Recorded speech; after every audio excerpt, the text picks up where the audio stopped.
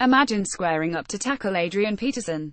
There is something malicious in his approach, the way his arms and legs pump wide and in unison before he grabs the ball. It's football's equivalent to Randy Johnson on the mound, an intimidation factor that has its origins in size, meticulous technique and style. For the better part of a decade, he's forced defenders to wonder whether it would be safer to make the business decision and glide to one side like an experienced matador before he hits the hole. On Thursday, the Cardinals officially ended his season by placing him on injured reserve with a neck injury. Peterson consulted with renowned spinal surgeon Dr. Robert Watkins, who said there is no surgery needed right now, just rest and time. The diagnosis immediately brought to mind a question we've had about the future Hall of Fame running back for a few years now. Is this it? If it is, here's a brief appreciation of Peterson. He is one of the few players who embodies the kind of lofty, lyrical praise for his on-field abilities that was popularized by NFL films decades ago. A person could write a poem about how he looked stampeding with a football. It was more than just running. He carried modern-day NFL offenses on the ground in a dated I formation amid the greatest passing boon in league history. He would finish 12th all-time in rushing yards, just 3 yards behind Marshall Faulk and 36 yards behind Jim Brown. One more average season for a player his age would put him in 9th place behind Eric Dickerson. He would finish 22nd in attempts, 2,574, ahead of other bell cows like Jamal Lewis, Fred Taylor, Ricky Williams, Shaun Alexander and Clinton Portis. He would finish 13th in yards per carry, gaining on average about half a first down every time he touched the ball throughout his career.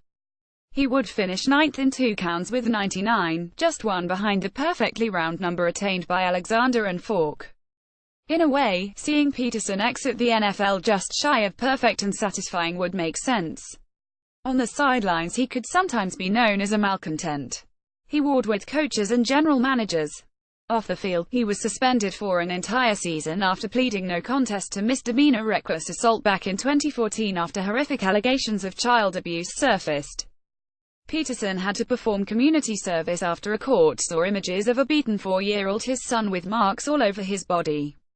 The gory details, which can be read here, will remain a significant asterisk brandished on his career.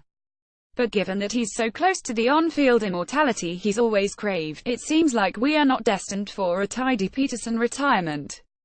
Not soon, anyway. On Thursday, Cardinals head coach Bruce Arians said he had no doubt Peterson could contribute to Arizona's roster next year. He is technically under contract through 2018, although the Cardinals can cut him with no financial recourse after this season and save almost $4 million to help rebuild their roster. Peterson himself talked about playing in 2018 with nonchalance. "Obviously I'm disappointed about going on IR when my body is still able to produce," Peterson told the team's site this week, "but I look forward to returning completely healthy for another season in 2018. I'm grateful for the opportunity that the Arizona Cardinals have given me to show I can still contribute on an NFL team."